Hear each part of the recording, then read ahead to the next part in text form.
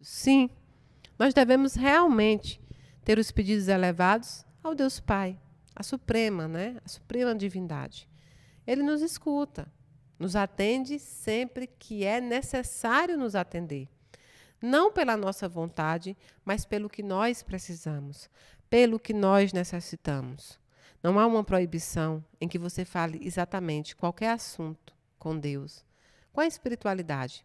Mas o que ele nos alerta aqui é que muitas vezes nós utilizamos da oração como se fosse aquele tipo de revista que existia antigamente, que hoje é mais comum na internet e os sites, né? Mas que você só abria aquela revista quando você desejava pedir. Nós, muitas vezes, fazemos de Deus, da espiritualidade, uma revista como essa. Procuramos apenas quando queremos um pedido. Tão logo o pedido chega, tão logo o pedido é atendido, nós deixamos para lá. É aquela história que nós sempre ouvimos, até dos irmãos de outra religião, da nossa doutrina, quando diz por amor ou por dor. Geralmente é no momento da dor que nós procuramos a Deus. Geralmente é no momento da dor que nós recorremos à espiritualidade.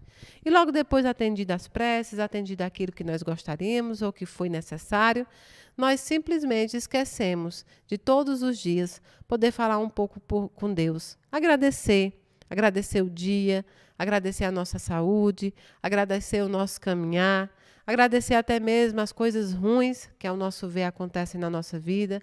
Agradecer aos obstáculos, porque eles nos fazem forte.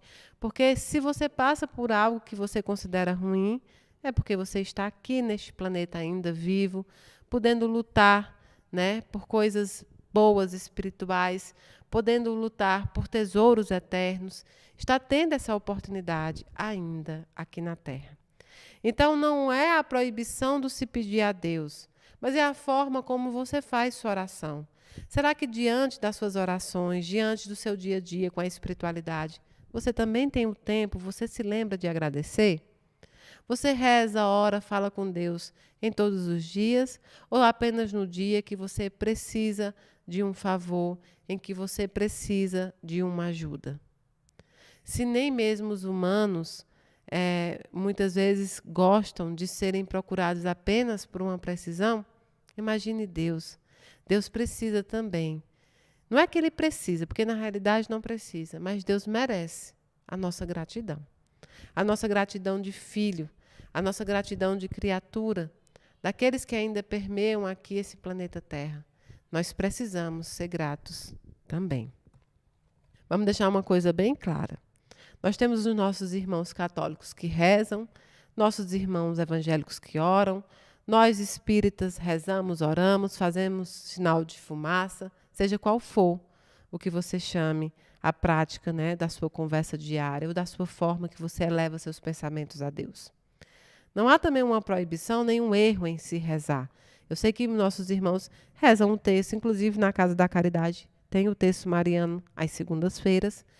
O que é falado aqui na essência é aquela forma de rezar em que você não está ali colocando os seus sentimentos, em que você não está ali elevando os seus sentimentos à divindade naquele momento. É aquela oração feita apenas da boca para fora, em que você está pensando no que você comeu, no que você ainda vai comer, se o pessoal da sua casa já está em casa, e que quando você chegar você vai ter que colocar uma roupa para bater, ou você tem que lavar uma louça. Então, essa é o tipo de reza, de oração que não pode ser feita. Quando você tira o seu momento para rezar, mesmo que seja reza, que são repetidas, você precisa colocar ali o seu sentimento. Que o Pai, que tudo vem em segredo, como a gente viu, saberá das suas intenções. Mas é preciso se colocar ali o coração e o espírito diante daquelas palavras que você expõe pela boca. Troca de reza, uma troca de oração, é uma barganha com Deus que nós não fazemos. Mas eu, Mayra, especificamente, eu enquanto individual que sou, espírito individual, eu acredito em votos, eu acredito em concertos com Deus. Eu não vou barganhar com Deus, mas eu posso votar a Deus por algo que eu acho extremamente importante. Não é uma troca, é um voto, é um concerto. Então, eu particularmente, não o autor como nós vimos aqui, mas eu, Mayra, particularmente, acredito em votos. Fazei por onde eu te ajudarei. Não é isso que nós dizemos, que nós lemos e que nós pregamos sempre? Então, sobre a oração, ele deu exemplos ali do que significava Jesus ensinando aos discípulos de como orar. Não é que você vai repetidamente orar, rezar o Pai Nosso, e simplesmente essas palavras que saem dos seus lábios é o que vai determinar se essa oração fez uma ligação direta com Deus, se essa oração fez uma ligação de sentimentos direta com a espiritualidade. Mas é os sentimentos que você coloca ali naquela oração. Não vai adiantar muitas palavras, nem repetidamente, se você não coloca dentro dela os sentimentos que nós devemos ter em relação ao Criador. De respeito, de obediência, de gratidão, de amor. Se você não coloca dentro dela aquilo que nós conversamos anteriormente. Até para que eu possa professar algumas coisas, eu preciso me instruir, me qualificar para andar diante dessa oração, dessa reza. Quando diz no Pai Nosso, né, quando você diz que nos perdoe, assim como nós perdoamos aqueles que nos têm ofendido, veja o quanto isso é de grande responsabilidade. Nós temos realmente perdoado aqueles que nos têm ofendido? Ou apenas estamos jogando palavras fora? Nós temos entendido que nós precisamos vivenciar essas orações, essas rezas que nós praticamos? Nós entendemos que o nosso melhoramento, que a nossa reforma íntima, também faz parte de uma oração diária para com Deus? Nós entendemos que não são as palavras que são elevadas, que são faladas, é que nos vai arremeter a falar internamente, a falar dentro do nosso coração, do nosso espírito, com a divindade, com a espiritualidade. Nós precisamos entender que a oração é muito mais do que palavras. É sentimento, é nos colocar ali naquele momento, nos fechar, nos resguardar, nos demonstrar como uma folha em branco, nos tornar nus diante do Pai.